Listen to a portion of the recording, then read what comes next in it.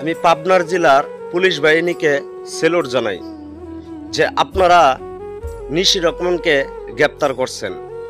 8টা কুকুর ছানা বস্তায় ভরে সে পানিতে ফালায় দিছে জীবিত কুকুর ছানাকে।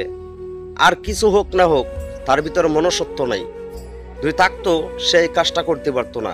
আমি আইনের কাছে আকুল আবেদন করি তার কঠোর শাস্তি হোক বাংলার জমিনে, যাতে এরকম কাজ করতে গেলে প্রত্যেকটা মানুষে একটু হইলেও ভয়েতে তার হৃদয়টা কাঁপে।